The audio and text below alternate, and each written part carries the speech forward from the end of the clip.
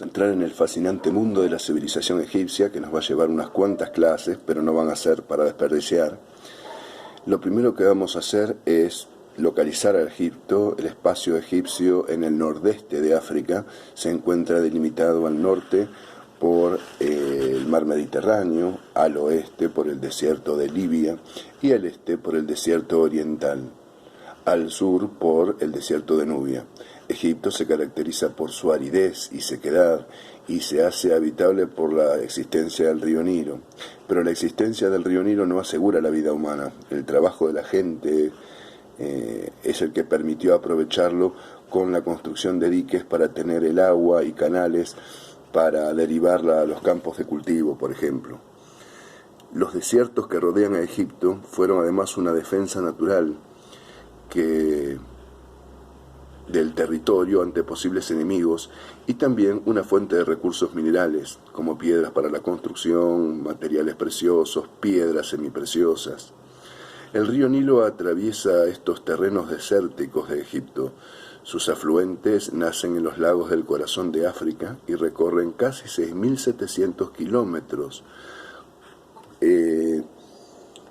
con 6 cataratas en el trayecto, hasta llegar al mar Mediterráneo donde desembocan.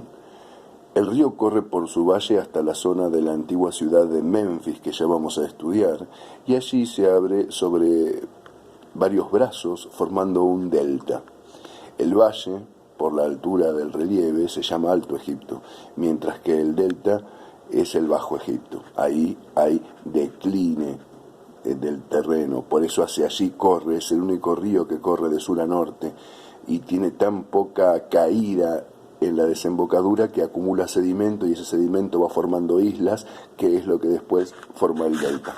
Los deshielos de la montaña de Etiopía y las abundantes lluvias producidas allí y en el nacimiento del río provocan una crecida anual que inundaba los terrenos a su alrededor. Cuando el río volvía a su cauce, en las orillas quedaba un barro muy fértil sobre el cual se sembraba. Además de proporcionar este limo, que se llama así, rico en nutrientes, y el agua de riego, el río brindaba abundante pesca y la posibilidad de cazar aves en sus márgenes, que era la carne que consumían los egipcios. También era una vía de comunicación y comercio recorrido por los botes fabricados por los tallos de papiro o barcos de madera con una vela cuadrada. Aunque el territorio del Nilo es muy extenso, la superficie cultivable en sus márgenes, después de la crecida, era muy reducida, unos 26.000 kilómetros, más o menos sería la provincia de Tucumán. La franja fértil tenía entre 20 kilómetros de ancho. De todos modos, los egipcios aprovechaban al máximo las inundaciones, construyendo canales de desagüe y diques para extender la zona fértil a la Tierra Negra. Con el tiempo esta zona se fue convirtiendo en un oasis.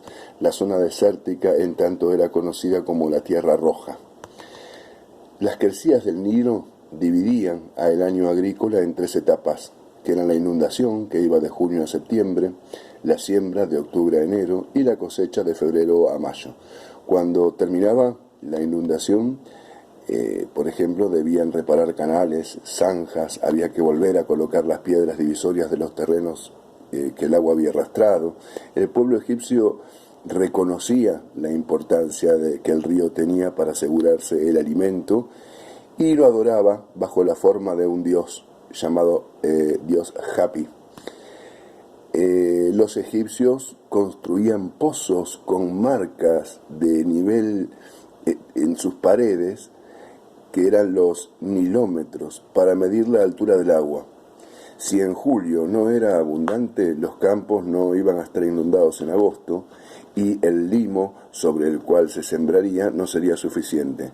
La cosecha sería escasa y el gobierno tendría que intervenir para evitar el hambre. O sea que estos pozos que eran medidores de los niveles de inundación. Bueno, pero la historia del reino de Egipto comienza con la unificación del Alto y del Bajo Egipto, 2 reinos independientes en el año 3100 a.C. aproximadamente. La unificación fue obra de un rey del Alto Egipto cuyo nombre era Narmer o Menes. Sin embargo, investigaciones actuales le atribuyen este logro a un rey anterior, el llamado Rey Escorpión. A partir de la unificación, Egipto tuvo épocas de estabilidad y esplendor e incluso de expansión imperial, pero también épocas de crisis, los denominados periodos intermedios. El reino antiguo, que va desde el 2800 hasta el 2200 a.C., fue la etapa de la organización del Estado y de la sociedad, así como la consolidación del poder de los gobernantes, el faraón, y de la construcción de las grandes pirámides. La capital en ese momento era Menfis. Este período se vio interrumpido por una etapa de crisis provocada por rebeliones internas e invasiones de nómades. Durante la siguiente etapa, que fue el Imperio Medio, desde el 2050 hasta el 1730 a.C., la capital se trasladó a Tebas. Se ampliaron las tierras cultivables y se construyeron obras públicas. Una nueva etapa de crisis comenzó con la invasión del pueblo semita de los Ixos. Los príncipes de Tebas fueron quienes expulsaron a los invasores y así nació el Imperio Nuevo, que va desde el 1580 hasta el 1085 a.C. En esta etapa, Egipto extendió sus fronteras con la conquista del corredor sirio-palestino y de Nubia hasta la cuarta catarata del río Nilo. Luego de esta época de máxima expansión, podríamos decir, y riqueza, una nueva invasión provocó el inicio de un tercer periodo de crisis, la llamada época tardía, que va desde el 712 hasta 31 años antes de Cristo. Fue para Egipto una etapa de decadencia, ya que pasó a formar parte de distintos imperios poderosos, el de los asirios, el de los persas, el de Alejandro Magno y del romano, que lo terminó incorporando como una provincia en el año 31 a.C. Al rey egipcio se lo llamaba faraón. Era el rey del sur y del norte, o rey de las dos tierras, porque había unificado el Alto y el Bajo Egipto. El faraón era un monarca absoluto que concentraba en su persona los dos poderes. Era jefe político, militar, religioso, creaba las leyes y era el juez supremo.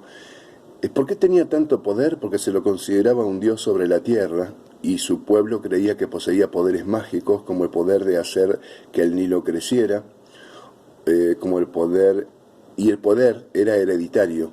El gobierno no pasaba del rey a uno de sus hijos. La familia reinante que sucedía en el poder formaba una dinastía en realidad. Pero no es que tenía que ser uno de sus hijos varones exclusivamente, esto quiero decir. Para controlar, quiere decir que existieron faraonas. Para controlar sus territorios, el faraón contaba con una burocracia de numerosos funcionarios y empleados. Entre ellos estaban el visir, que era una especie de primer ministro, los jefes del ejército, los supremos sacerdotes, los virreyes del Alto y del Bajo Egipto, los responsables de las obras públicas y del control de impuestos, y los gobernadores de las provincias o monarcas.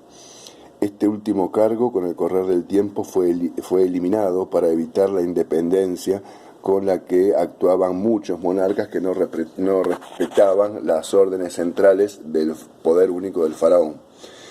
Un grupo de funcionarios muy importante y valorado eran los escribas. Ellos sabían leer, escribir, contar, y por eso eran los encargados de calcular el monto de los impuestos, registrar sus pagos, realizar censos de personas y animales, vigilar aduanas, supervisar la construcción de obras públicas, monumentos, palacios, tumbas reales y templos. Pero en realidad la sociedad egipcia fue una sociedad dividida en grupos diferentes por sus riquezas, sus actividades, su poder y su prestigio. Los grupos privilegiados eran una minoría que poseía poder político y religioso, no pagaban tributo, y el faraón encima les entregaba tierras para que las usen. Los más poderosos, que eran las familias del faraón y los funcionarios y sacerdotes, así como los jefes militares, vivían en grandes villas o mansiones rodeadas de jardines con muebles escasos, eran minimalistas en su decoración, pero lujosos. Sus vestimentas eran de tejidos muy finos y además lucían joyas. Sus diversiones incluían cacerías, expediciones de pesca, fiestas animadas por bailarinas, cantores y músicos. Utilizaban copas de oro y plata y vajillas de alabastro. Podían consumir carne en grandes cantidades, bebían cerveza, vinos y licores. En cambio, los grupos subordinados, compuestos por los campesinos, artesanos comunes y sirvientes del palacio real, de los templos y de las mansiones de los poderosos, así como los funcionarios menores, producían bienes y prestaban servicios, pagaban impuestos. Los impuestos no se pagaban con dinero, sino con bienes y con trabajo. Este tipo de trabajo obligatorio se llamaba corvea. También se podía pagar el impuesto sirviendo temporalmente en el ejército. Solo gozaban de una mejor situación los profesionales médicos o arquitectos, los comerciantes y los artesanos especializados. Estos últimos, que eran orfebres, ceramistas, escultores, carpinteros, realizaban sus trabajos para los palacios y los templos e intervenían en la construcción y en la decoración de las tumbas de los reyes y otros personajes importantes, y se los representaba muy bien por eso. Espero que me estés entendiendo hasta acá. Vamos a cortar ahora porque se me hace muy largo el video, y vamos a continuarlo en una segunda parte. Igual lo vamos a ir explayando en bibliografía, en ejercicios, en videos de YouTube. Bueno, espero que todo esto te esté sirviendo. Es una mera introducción, porque en realidad ir a estudiar Egipto es zambullirse en un mundo fantástico del cual vamos a sacar muchísimo provecho, y vamos a ver algunas teorías que no son las convencionales tampoco. Vamos a ver también la teoría del factor exógeno, que por más que pueda resultarnos extravagante a algunos, hay que tenerla en cuenta porque empieza a tener cada vez más peso en el mundo científico. Egipto es un mundo de interrogantes, de cosas todavía no explicadas, de tecnología venida nadie sabe de dónde ni cómo. Por eso es que todo esto lo vamos a estar viendo desde distintas perspectivas. Bueno, te mando un abrazo y ya continuamos en el próximo video.